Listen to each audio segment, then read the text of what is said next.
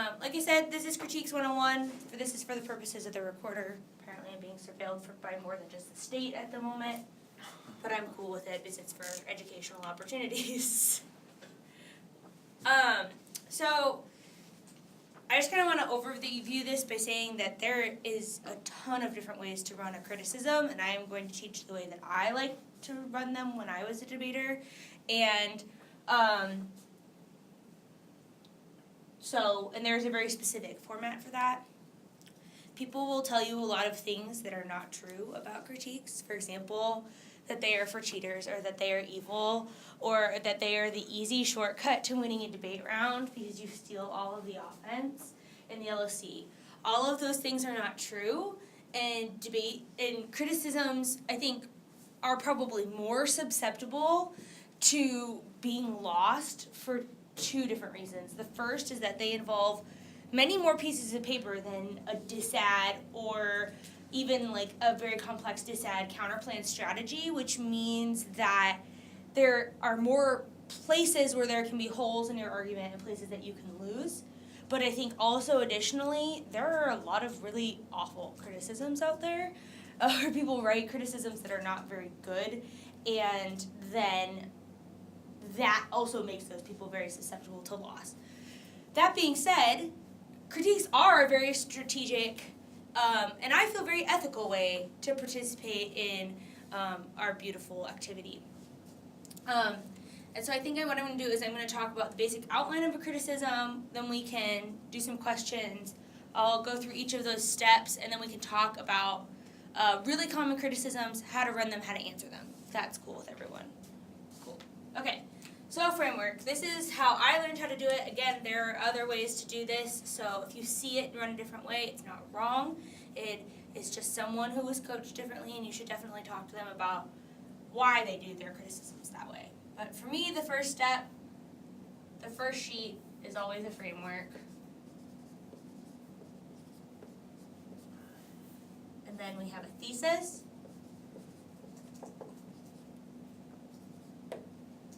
We have links.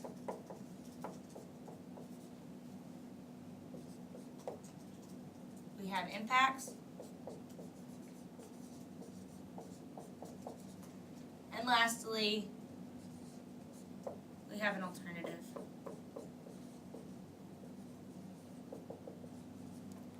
With mutual exclusivity and solvency.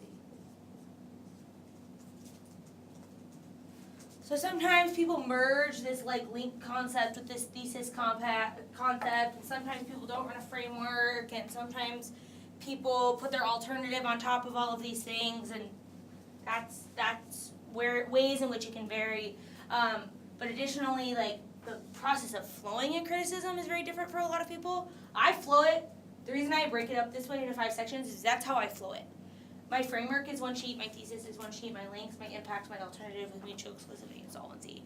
That is not common in the Northwest. Specifically, you will see a lot of critics from Oregon that will do this straight down on one sheet of paper, usually legal flow, and it's just straight down. I think that is efficient as a critic, but I think as a debater it is very difficult because your alternative is how you win a criticism. And we'll talk about this more in a minute when I get to the specific parts of a criticism, but which means that your member needs to be able to move this elsewhere as the debate continues, and even the LOR, because if you put your alternative on top, then you can sift through the more heavy part of the debate later on. And for the purposes of flowing it, I think that the ability to move them around and look at them in relation to one another makes sense. Also in the same way that when you're flowing politics, econ, disad with alternate agent counterplan, you don't flow those all on the same sheet of paper, right? You flow uniqueness, links, impacts, counterplan, mutual exclusivity, solvency on 3 different sheets of paper, and you allow the interaction, and you can collapse out of one of those disads. You don't have to go for politics. You can go for econ and your alternate agent counterplan, and that will solve the residual links, and then your disad becomes a net benefit to the counterplan. theoretically, you should be able to do that with a criticism too. That was super jargony. Did everyone understand what I just said? Yeah? Okay, cool. Actually, let's kind of open this up for questions now about that. Also, I would like to, we talked briefly about your experience level last night. I'm familiar with Kendra's, but if you two want to give me a little bit more details about how much you know about debate, because I think that kind of targets how I teach the rest of the lecture. And about critique debate specifically. So I've been in critical math before, but not at a very high level. My first contact with critique was at ODI, like helping write securitization, so that I understand the basic formats of critiques and basic answers and things like that. But I don't really understand how all these parts interact. Yeah, that's totally cool. Securitization is actually one of my favorite criticisms. So we'll talk about that a little bit. What's up? I have hit 2 critiques in round, and I was made to run one yesterday, and that is all of my experience with critiques. Okay, cool. So very much like just getting your toes wet. Even if you decide that you don't want to run critiques again in the future, it's really important to understand this because this is like how you beat critiques too, right? So, the framework.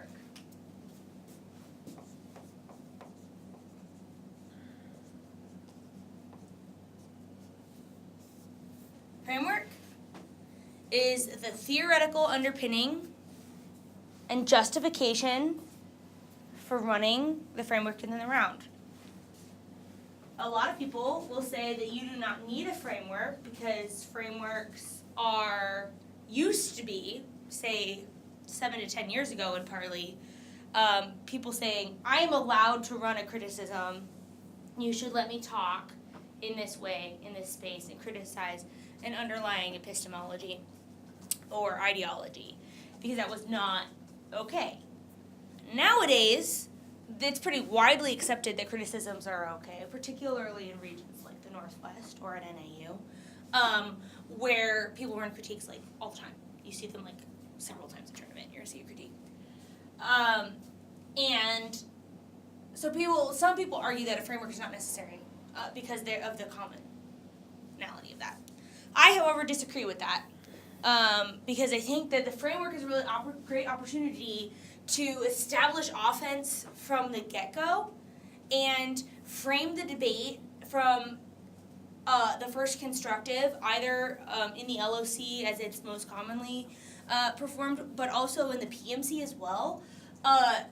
You automatically are framing the impacts in such a way that it means that your impacts come before anyone else's in the round, which is a really good foothold to be on, because if your impacts come first, it means that you win in the vast majority of instances, which is why people say critiques are for cheaters. But I think that the same thing happens with politics to that.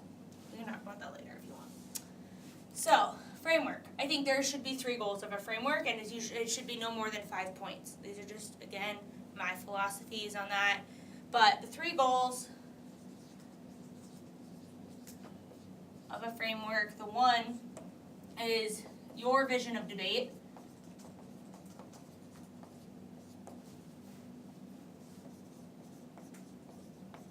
For example, last year, my partner and I were really into trauma literature, particularly people that were experiencing trauma because of military violence or sexual violence enacted against them. And we came up with this idea that debate should be this process of trauma recovery, right? Debate is a space for trauma recovery because it allows for excluded narratives to be focused on, right? And so that's how we set up our framework. You will also see frameworks that say that your vision of debate should be about interrogating structural violence, which means that all rounds should focus on impacts that interrogate structural violence first and foremost, rather than other things. Some people who say that their vision of the debate is we should look at things through an epistemological framework, which is not about what we know, but how we know it. Some people will say that you need an ontological framework. These are all these big fancy words that I have a very hard time with them because I know what they mean in the practical sense, but not necessarily in a definitional sense, right? Because I lived it, I ran a critique. Yeah, that's epistemological, but I don't use that word to describe how I feel about it. So you should definitely look into those things. You will hear a lot epistemological, ontological, deontological, those things. On the policy debate wiki, they have some really good definitions of those things and how they get used in round. And I can hook you up with that if you were interested in that. But if you have some debate experience, I would, as all of you do, I would imagine you've heard those words before and how they affect the round. So your vision of debate. And literally this can be anything, so long as it's offensive, but not exclusionary for your opponents. Your opponent should be able to engage in this vision of debate, in my opinion. It should be offensive in that it gives you a strategic advantage because your criticism is predicated on this worldview, but not so predicated in which your opponents cannot access that, if that makes sense. The second goal would be to prioritize impacts.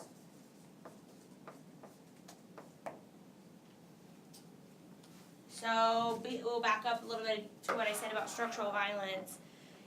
Implications that interrogate structural violence should come first because they are the most proximal to people of the world. Everyone has experienced some type of structural violence. We can all relate to it. And that is much more real world than, say, a nuclear war scenario in which I would imagine none of us have experienced in this room, considering that there's no piles of ashes on these tables listening to my lecture, but perhaps it's an assumption, I don't know. And so that would be an example of impact prioritization. Or impacts that discuss environmental destruction should come first because of the inevitable crisis of climate change, and which means that you look to environmental impacts before you look to structural violence impacts, which I think, quite honestly, are one and the same in a lot of instances. The same with the nuke war scenario. I think there's a lot of structural violence that's enacted when you drop a bomb on someone of that capacity. But, it's debate. Those arguments are always to be had, right? So that's that. Figure out what kind of impacts you are going for and include a reason why those should come first. That's what that means. The third goal should be why to vote for you.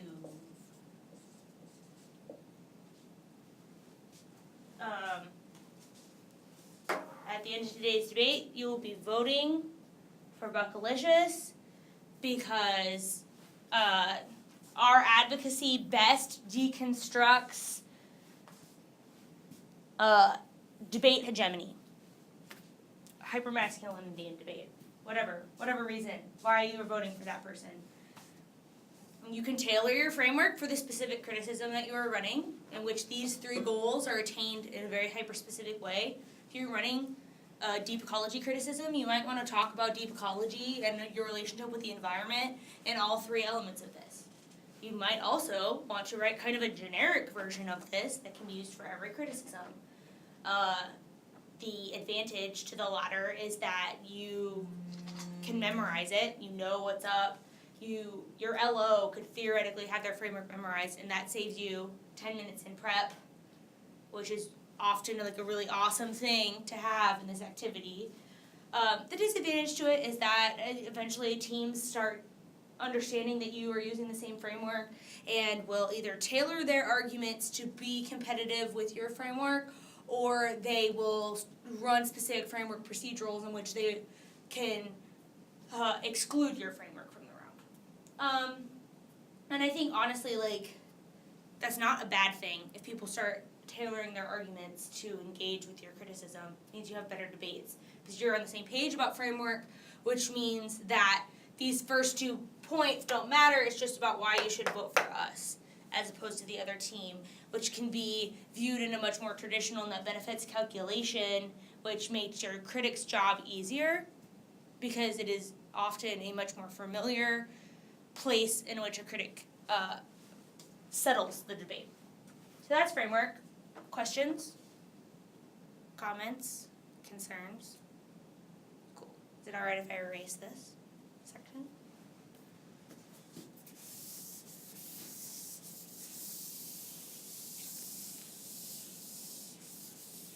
So thesis.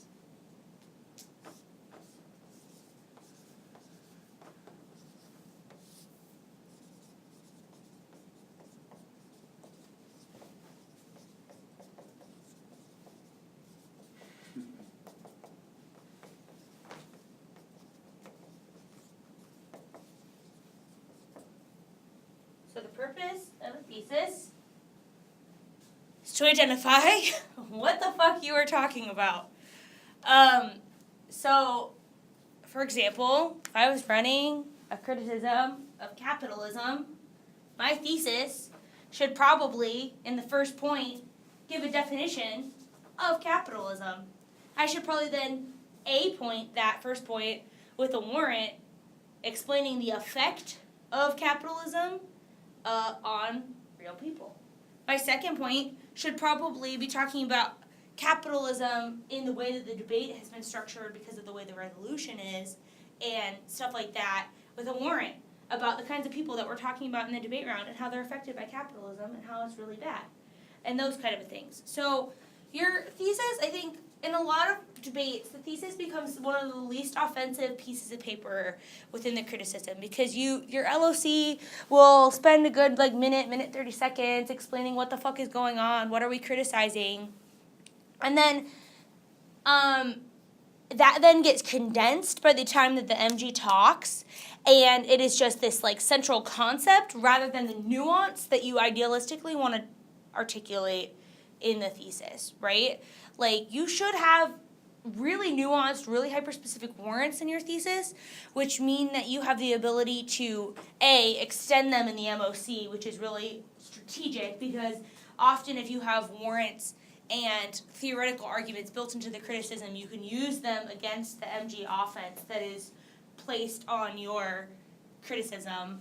But additionally, it makes you sound infinitely more credible if you're not just talking about some theoretical mumbo jumbo, but rather are specifically articulating what's going on in the scenario that you're discussing, why it affects various people. For example, if the resolution was that the United States federal government should militarily intervene in Syria, you should, and you're running a critique of neocolonial military interaction, you should probably have a point that explains that the United States has had a colonial and then in the latter context a neocolonial relationship with Syria over the course of the past 200 years. How that's affecting the people, how neocolonialism is on the rise right now in the region, particularly because of natural resources and the introduction of oil fracking within Syria and Libya, more specifically Libya, but Syria. And the way that has caused a lot of regional conflict because the Middle East has been used as a historic pivoting point for post-Cold War hegemonic relations. So, right, that's your thesis. And you're explaining what the fuck is going on.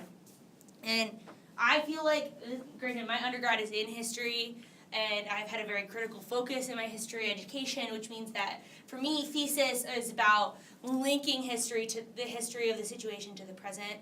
A lot of people have a lot of issue with that, because that is not a question of uniqueness, right?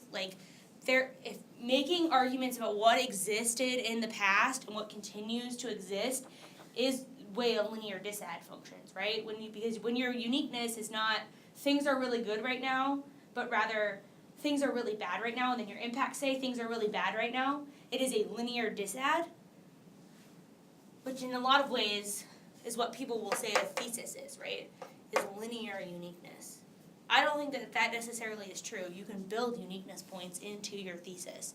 And I think that is a very strategic tool to build uniqueness into your thesis, because if the MG stands up and goes, wah, wah, wah, K's are for cheaters, wah, wah, wah, you don't have uniqueness, then your MO is just no, look, dog, I told you about how things are stable in the region right now, but when the U.S. comes into play, it's going to re-encycle systems of colonialism that will crush any resistance movement that is currently active, which is a unique argument. It is and thus much more strategic argument, particularly in the world of the time frame debate, which I think is really important when winning criticisms, because we'll get to this on the alternative, but when you are winning a criticism, time frame becomes incredibly important because breaking down capitalism is going to take a really fucking long time, and you don't necessarily have the ability to break down capitalism and rebuild the new society as per Marx's 10-step plan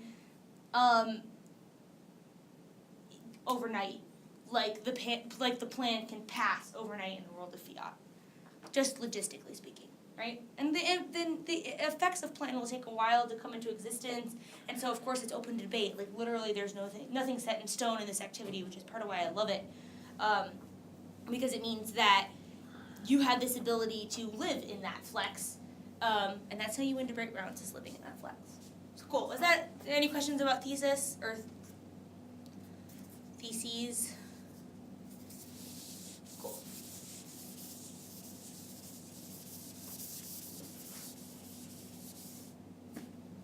So next is your links.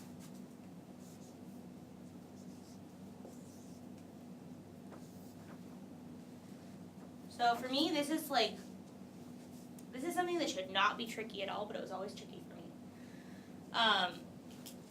Your links connect the argument you are making in your thesis, your central focus, to your impacts, just like on a disad or an advantage or anywhere else that you have links in debate.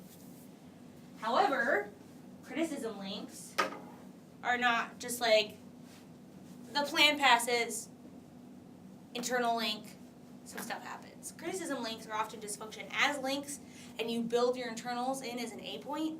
You can call them internal links. I think that would probably be just fine, and actually probably strategic to ID your internal links on a criticism, but people don't commonly do that. So the links are like link, plan passes with USFG. The A point is that this re-entrenches statist policies on the environment. So this is technically an internal link, right? But you should probably bring that out and explain why your what happens in the environment, right? Before you even get to the impacts. Additionally, I got some advice a really long time ago from Phil Sharp at University of Nevada, and Phil does not like criticisms. He thinks that they're abusive as fuck and that you steal a bunch of ground. So don't listen to Phil, with the exception of this one thing. Phil believes in the modularization of criticisms, meaning that if you have a point in your thesis that talks about the state, you should have a link that talks about the state, and then you should have an impact that talks about the state. And what that means is that if you're running 3 thesis points, 3 links, and 3 impacts, if you lose offense on, say, the first thesis point, the last impact, and the middle link, well, you still have at least one semblance of connection that allows for the collapse of the criticism, right? Because a lot of people, the reason that they lose criticisms is they get lost in the number of pages that exist. And this happens to affirmative teams who are attempting to answer them, and negative teams that are running them, and vice versa. So don't get lost in those pages, and if you build your criticism modularly, then I have 1 thesis point, 1 link, and 1 impact that connect. So in the MO, if I am losing other places of the debate, I can sever out of them and just go for the 1 thesis point, the 1 link, and 1 impact that I'm winning. Because that 1 thesis point, 1 link, and 1 impact are still a reason why you should vote for the alternative as preferential to the affirmative plan, or our advocacy is preferential to the counter plan. Does that make sense? In terms of like the strategic building of a criticism. So just an overview, or underview, excuse me. Links should include subpoints that function as internal links. And you should build your links modularly with the rest of your criticism. Additionally, the links. This is something that exists in criticism debates that you don't see in other types of link debate. Is this magical thing called rhetorical links.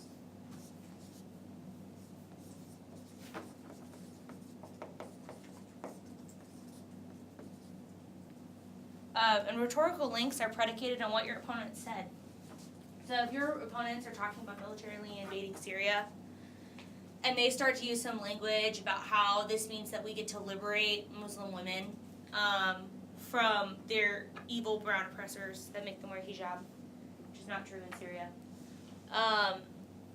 then you probably have a pretty stable rhetorical link as to how they're engaging in racist language in Advantage 1 that makes your FEM-IR criticism preferential because you are not engaging in this rhetorical construction of Muslim women as in need of saving and like helpless individuals that are oppressed by patriarchy in a way that doesn't exist in the United States. For the purposes of the voice recording, that was in quotation marks, air quotes. Asides. So does that make sense? If your opponent says something really fucked up, it's probably a link to your criticism. And you should take note to that. And you should make it a link and say, in Advantage 1, they say this. And then when you go on case, you go to Advantage 1 and you go to your uniqueness and be like, this rhetoric here functions as a link to the criticism. So if they don't answer at one place, or you don't remember that it's one place, you can go back to it. Some people, what they will do is they don't run a proper links page. And they will run a framework, a thesis, and then they will go to case and make their links on case. Just be like, in their background, they say this links to our criticism. In their solvency, they say this links to our criticism because. In their Advantage 1, Advantage 2, they say this, that, and the other thing. These link to our criticism because of this, that, and the other thing. I think that is very hard to flow. However, it is a strategic mindset to be in. So I think if you try to translate that into listening to what your opponents are saying and flowing links as the debate is going, you should probably come into the round with 1 or 2 links prepped, but then fill in the rest based on the rhetorical constructions or the actual advocacy of the plan text in round. So because links are how you garner those connections that allow you access to your offense, right? Which is always what a link does, right? It is a connecting point to get you to your offense. But so that's beneficial. So that's links. Any questions? Thoughts, comments, concerns? Is that where you're going to find most of the responses from the affirmative? On your links page, a smart MG who is answering a criticism will put the alternative on top. They will do at least one perm. Then they will take out the solvency. Then they will move to the links. They will explain why they don't link. And then they will put link turns. That is probably the most strategic way to beat a criticism. Answer the alt first, put offense and defense on the alt, go to the links, put offense and defense on the links. And we can get to that in the middle of that's what I'm going to review with. Still got half an hour left. Okay, cool. So that's links. Impacts, I am not going to go over really explicitly because the impacts of a criticism function exactly the same way. They should be well warranted, they should be terminalized, and they should be constructed exactly the same as you would a DICSAD that talks about structural violence. As an impact scenario, that's what you use. If you were using warrants about mass poverty, that's what you should use. Environmental destruction that leads to extinction of us all, that's what you should use. Terminalize, terminalize, terminalize. That is the note that I make about impacts and criticisms because far too frequently people will say some nebulous shit, quite frankly, and I don't mean this in a judgmental way. But literally, they will stand up and say some impacts about. They'll be like, and then we're able to attain agency, and agency is key to have us, float on the clouds and love all the puppies or whatever bullshit. Like they are these nebulous claims, and winning debate with a nebulous claim is almost entirely impossible, right? You need warrants and you need terminalization in the impact level. Tell me how many people die if we don't open up systems of agency in whatever region it is. Or what is the power of attaining agency in terms of perpetuating social movements that then result in the change of other things, right? Like if we pass a plan or a critical AF that allows for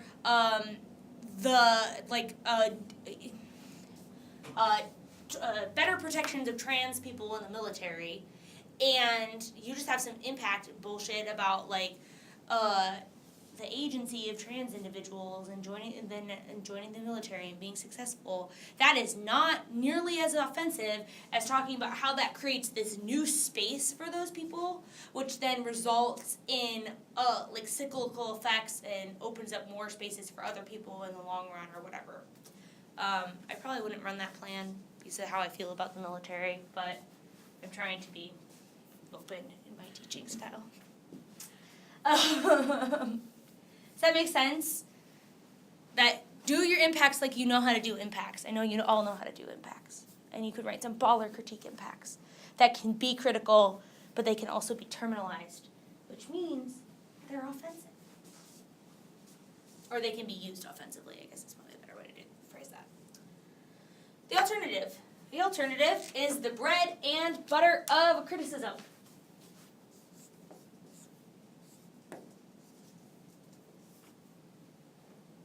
The alternative can function in many different ways. It is a plan text, and I personally believe that alternatives are counterplans.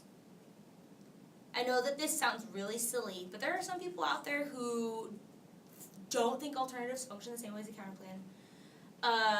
And they get really bogged down in that when it comes to answering critique alternatives, but also in adjudicating them. Theoretically, your alternative functions exactly the same as a counterplan in terms of the discussion of the permutation, in terms of the discussion of the solvency mechanisms, and in terms of the discussion of the mutual exclusivity which inform the permutation discussion, right? And I think that you can have the state be your actor in an alternative.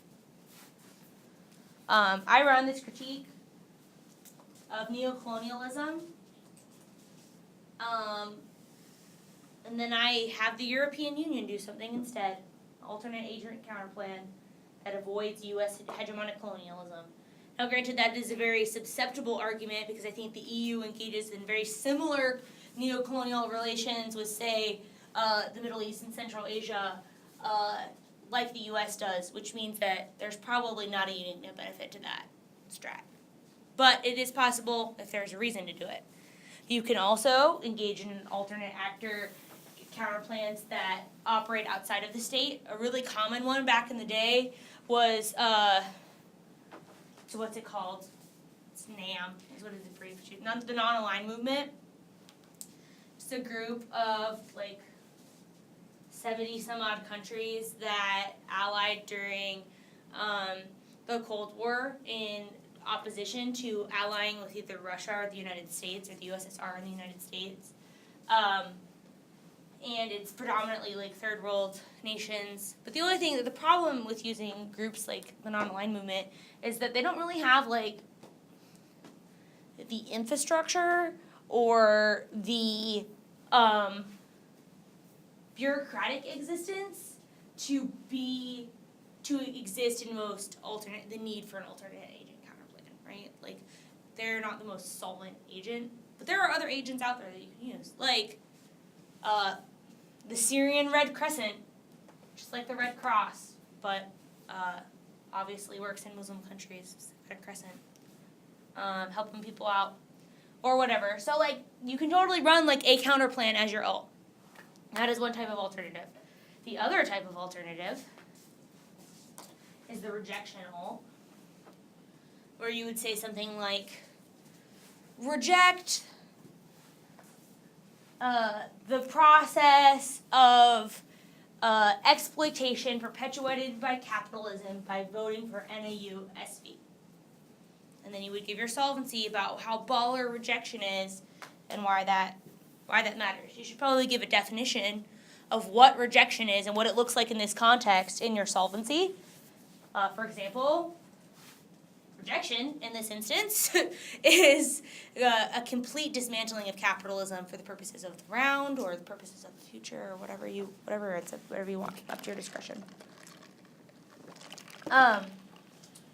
Moreover, there are also a very common thread of alternatives that go with like kind of nihilistic criticisms, usually in the vein of Baudrillard, Zizek, or Nietzsche, that say something about how we should do nothing. If I may get on my soapbox for a minute, I think that those types of alternatives are really problematic because it's probably racist to not do anything about poverty, right? It's probably racist to not do anything about environmental destruction because people that live on the coastlines die first, and those people tend to be poor, and they tend to be people of color. Like 2/3 of the world's population, poor people of color, live on the coast. Things like that. Additionally, I think that doing nothing is non-unique. And as I said previously, the question of uniqueness is something that is really contested among critique debaters and the way that they present critiques. And often, you counterplan your uniqueness. Do you guys know what that phrase means? It is when your counterplan allows for either your disad or your criticism to exist in the uniqueness of the debate. Which means that it affects the way that you engage with fiat and things like that, or just generally the plan action, which is important for discussions of things like time frame, like I mentioned earlier.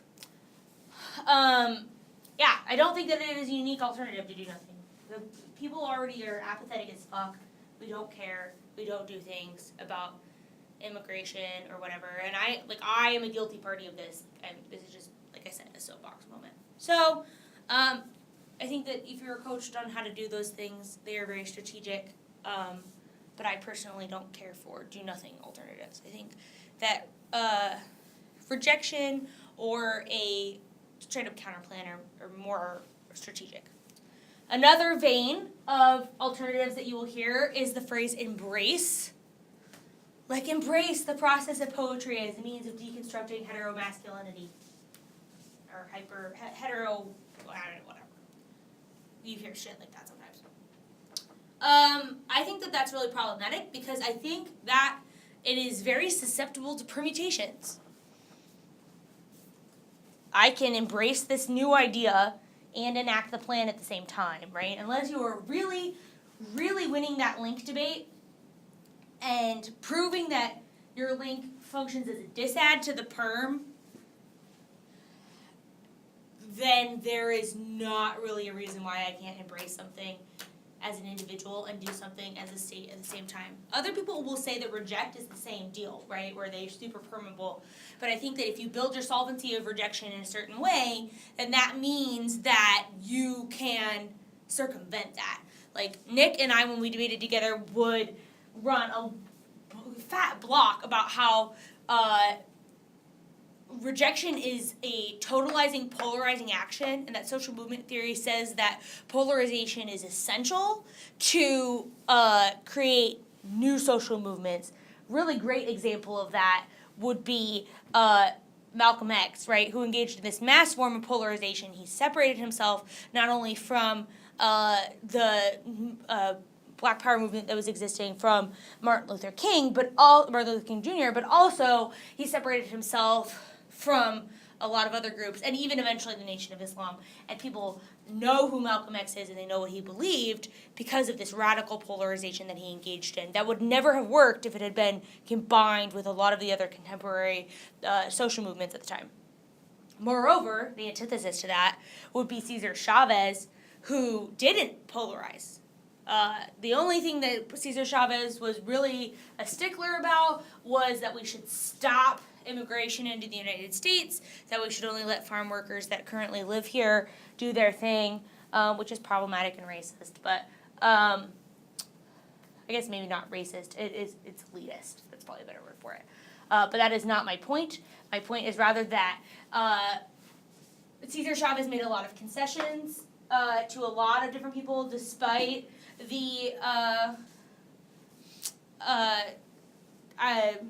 advisement of Dolores Herrera, and that eventually led to the crumbling of the farm workers movement because he did not radicalize himself in a way that was able to gain attention.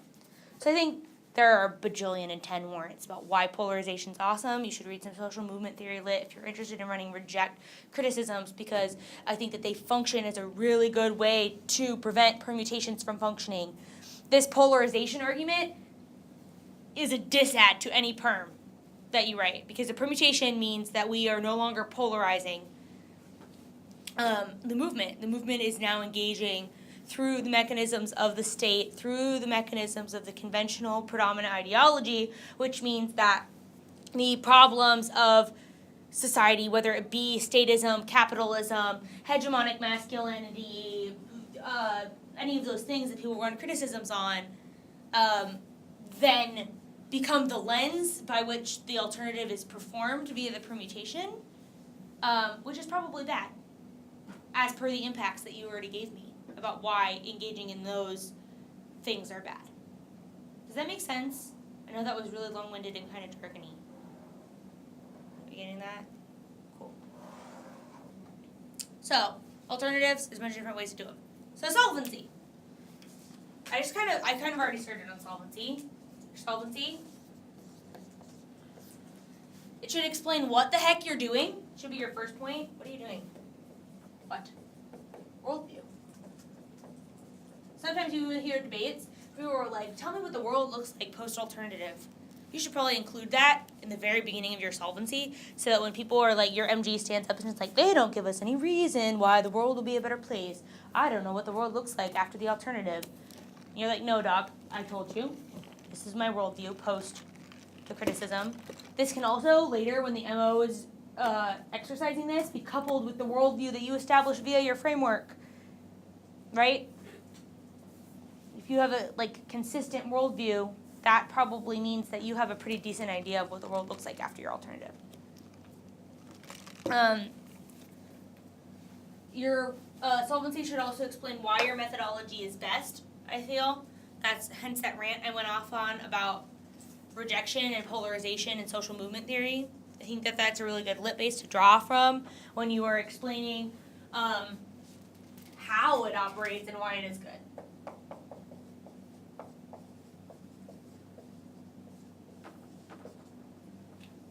And of course, if you're running like a traditional counterplan style alternative, you would use the tenets of that counterplan. You should explain your alternate agent or your alternate actor or your alternate end result, kind of things that you would do for through that, and use a traditional counterplan solvency as well.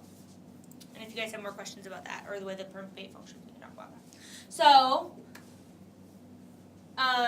then the next thing that comes next is mutual exclusivity.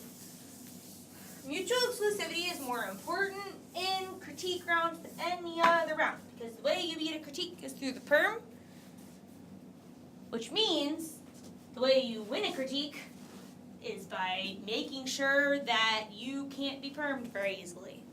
So you should include the traditional bullshit in your mutual exclusivity, like how perms are always severance or intrinsic. Tell me what that means and why that's abusive. You should probably also tell me that perms are only a test of competition, theoretically speaking, which means that they cannot garner any unique benefits from the permutation. You should tell me that from the get-go, from the LOC. I think you should be doing this on counterplans too, but more importantly here. And one of the arguments I really liked that I came up with a while back was that permutations are an act of hegemony in that they attempt to silence the alternative narrative or the critical narrative that exists by the opposition in this case, right? Because it is a form of hegemonic silencing to be like, your movement doesn't matter anymore because it can be subsumed into ours, right? And I think that when you are making abuse claims about a permutation in the MOC, can be coupled really well with polarization arguments, right? Where you say, we tell you that polarization is essential, then they perm, which means that they engage in this active hegemony where they silence our advocacy, which we tell you from the get-go is a bad thing. So that's just a cool thing. I encourage you to think of really cool reasons why your alt can't function with the AF, and include them in your mutual exclusivity, because those things function as offense later on in the debate when it comes to breaking down perms.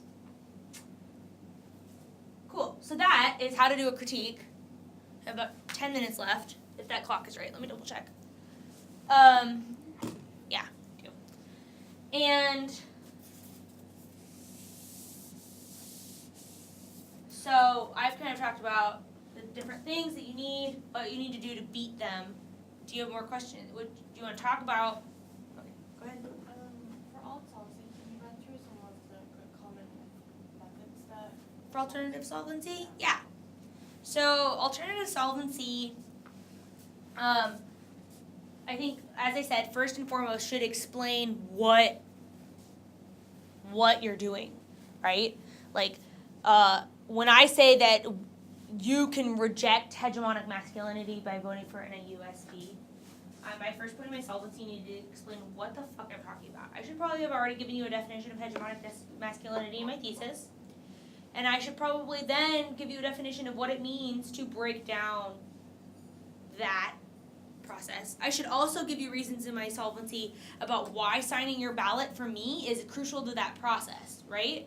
Like, I should give you reasons why the ballot is either some type of debate currency that allows us to make our narrative existent in another round, or I should give you reasons why the ballot is a symbolic action in that allies you with our movement, you as a critic, or I should give you reasons about why the ballot is giving the ballot to us punishes the other team for engaging in that normative framework.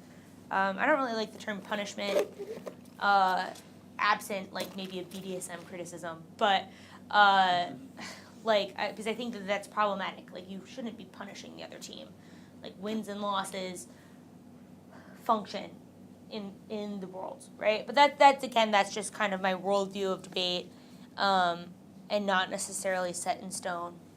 Because I feel like debate, like, we need to find ways to be competitive but also proactive. So we get very much stuck in this competitive headspace, which I think informs a lot of the problems in the community. But again, that's another soapbox that we can get to another day if you want.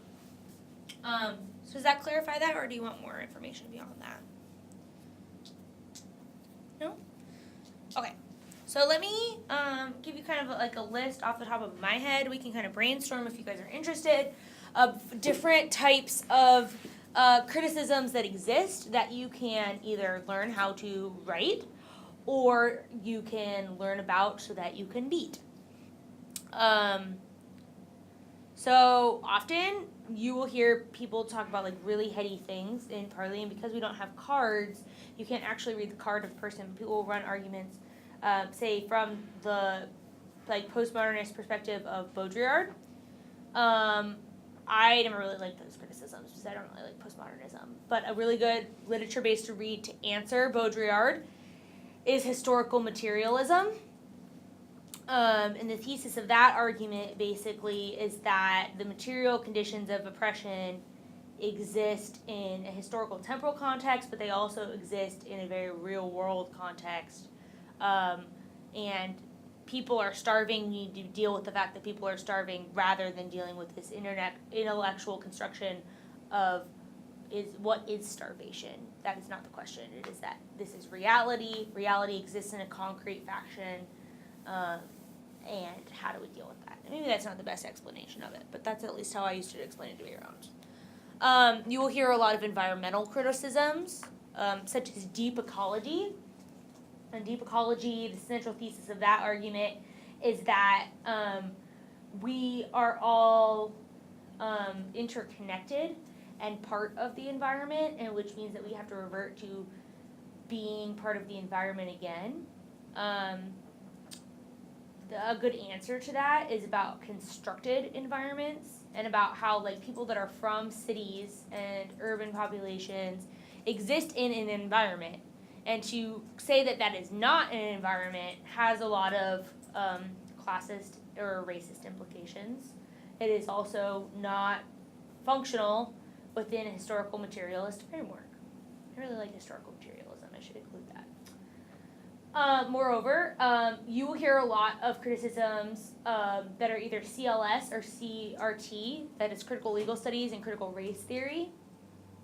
Critical legal studies focuses on the flaws within the system that allow it to exist, the legal system that allow it to function as a racist or sexist entity, right? Like a warrant that you might hear would be that in the state of Arizona, if a woman calls for because she is being domestically abused, she will be arrested too, because both parties in the state of Arizona that are involved in a domestic violence dispute get locked up. That's probably problematic and bad. Or you'll hear warrants about how black men make up 17% of the population, but 46% of the prison population, and that's probably fucked up too. So that's CLS. CRT is critical race theory. It generally focuses on the racialized exclusion of minority populations, racial minority populations, or those of marginalized ethnicity, I think is also a better way to describe that. So you might hear warrants like that prison population argument here, or you might hear stuff about, like, I really like critical race theory to discuss education topics because, like, there's a lot of evidence that suggests that kids that feel a lot of, the term for it is, like, ethnic stress, which is this, like, or ethnic anxiety, anxiety to perform in the opposite way that the stereotypes about their race perform. So if a student is African American and expected to not do well on a test statistically, they will finish a standardized test much more rapidly, much more quickly, than the time allotted. So that proves, I got done first, clearly I'm the smartest. The inverse to that would be like a Southeast Asian student from like India or something like that, where there's all these crazy stereotypes that like Indian kids are the smartest fucking kids, and that kid would intentionally fuck up answers on their test to make themselves look less intelligent in order to defeat that stereotype. Both of these scenarios result in an inaccurate testing score among those students, but it also means that those kids aren't getting the fullest extent of their knowledge expressed, right? Because a student, regardless of race, who's struggling, or a student, regardless of race, who is excelling, should be rewarded and encouraged in the educational process. Is there a lit base that answers that? There is a lit base that answers that.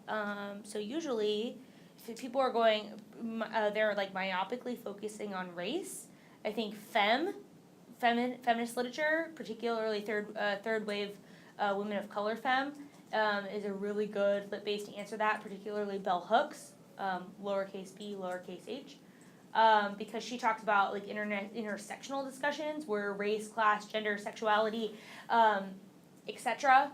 should be focused holistically, which I think is a really awesome argument for your permutation.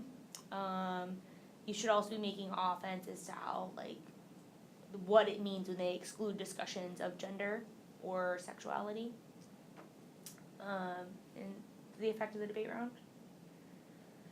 Other criticisms that you will see frequently, we talked a little bit about nihilism.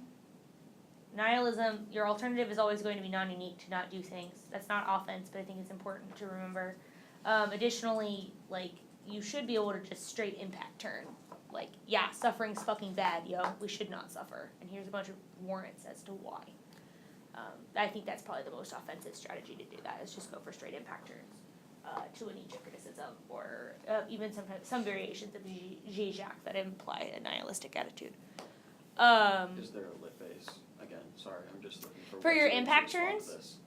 I have not really. There are many people, including Nietzsche himself, who wrote about why nihilism is fucked up. Right, like Nietzsche's last book before he died was basically he retracted his entire theoretical foundation for nihilism.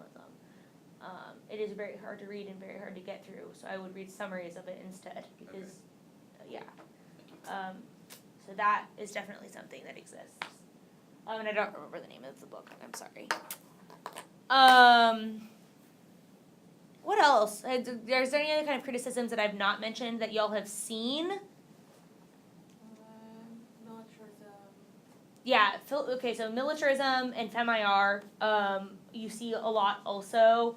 I think that there are two methods of that. You can, on a militarism criticism, you can straight impact turn them and give reasons why the military is good. I think that that's very effective, but not necessarily the most ethical. Because like I said, I have some qualms with the military. I think, I'm trying to think,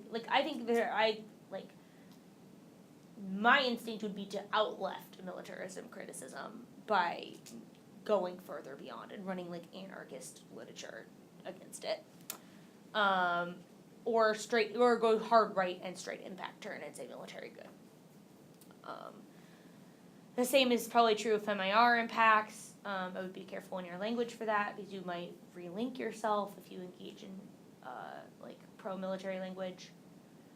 You also see cap criticisms. Those impact turn them, say capitalism is good because it prevents this inevitable environmental collapse. There's a lit base for that. You should talk to Katie and Megan about it from Oregon.